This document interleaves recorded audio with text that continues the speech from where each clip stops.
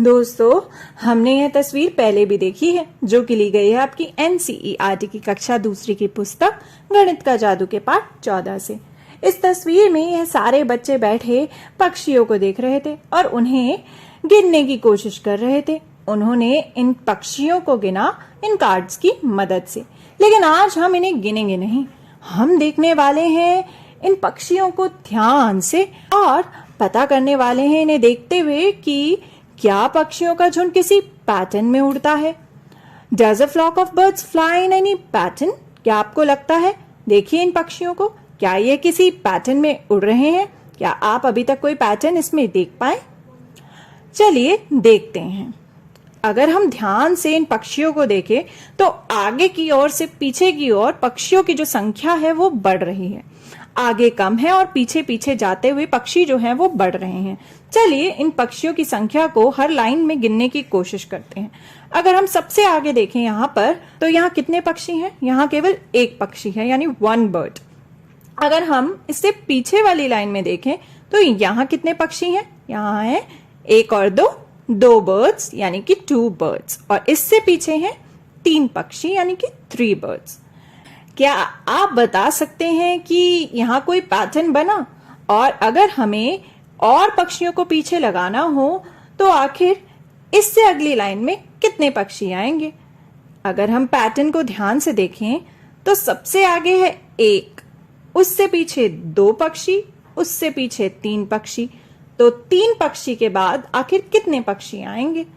1 2 3, यह तो पूरी काउंटिंग चल रही है। एक एक पक्षी और जुड़ता जा रहा है। तो 3 के बाद आएंगे कितने पक्षी? 3 के बाद आने चाहिए 4 पक्षी। तो यहाँ आने चाहिए 4 पक्षी 3 पक्षियों के पीछे। तो हम यहाँ पर 4 पक्षी ले आते हैं। तो यह 1 2 3 और 4, तो यहाँ पे हो गए 4 बर्ड्स। तो दोस्तों, हमने इस पैटर्न को आगे बढ़ाया और यह पैटर्न कैसा था? किस तरीके से जो पक्षी हैं वो किस पैटर्न में उड़ते हैं? हमने देखा कि वो आगे की संख्या से पीछे की ओर जाते हुए बढ़ते रहते हैं, यानी आगे की लाइन में केवल 1 पक्षी, उसके बाद 2 3 4, इस तरह से संख्या बढ़ती रहती है। हम चाहे तो इस पैटर्न को और आगे भी बढ़ा सकते हैं। 4 पक्षियों के पीछे 5 पक्षियों को लगा के और 5 के पीछे 6, एक एक पक्षी जो है वो बढ़ता जाएगा हर लाइन में पीछे की ओर। दोस्तों, अब यह तस्वीर देखिए। आपने अक्सर पक्षियों को इस तरह से आसमान में उड़ते देखा होगा। क्या आपने उन्हें उड़ते हुए इस तरह से देखा हो तो आपने कोई पैटर्न नोटिस करा? क्या वो कोई शेप में उड़ते हैं? क्या कोई आकृति या कोई अंग्रेजी का अल्फाबेट बनाते हुए वे उड़ते हैं? आपने अंग्रेजी में यह अल्फाबेट तो देखा होगा। यह है V, जिससे मेरा नाम भी शुरू होता है, यानी कि विद्या। तो V शेप बनाते हुए, V अल्फाबेट जैसी शेप बनाते हुए पक्षी जो है वो अक्सर आसमान में उड़ते हैं। हम यहाँ तस्वीर में भी देख पा रहे हैं कि सारे पक्षी इस तरीके से इस शेप में उड़ रहे हैं।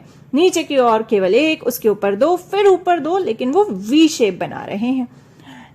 ठीक ऐसे अगर हम इस पैटर्न को आगे बढ़ाना चाहें तो हम क्या कर सकते हैं?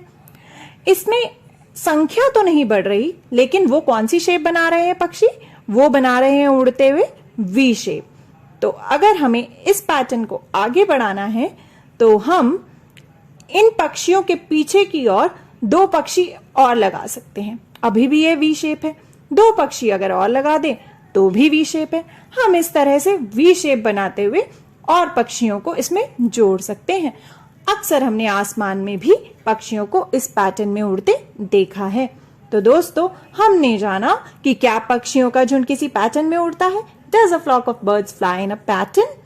जी हाँ, वो उड़ता है एक पैटर्न में। तो दोस्तों, अगली बार जब आप आसमान में पक्षियों को देखें तो जरूर देखिएगा कि आखिर वो किस पैटर्न में उड़ रहे हैं और क्या किसी खास वजह से वो इस पैटर्न में उड़ते होंगे। जरूर देखिएगा कि कौन सा पैटर्न बना रहे हैं हमारे पक्षी उड़ते हुए।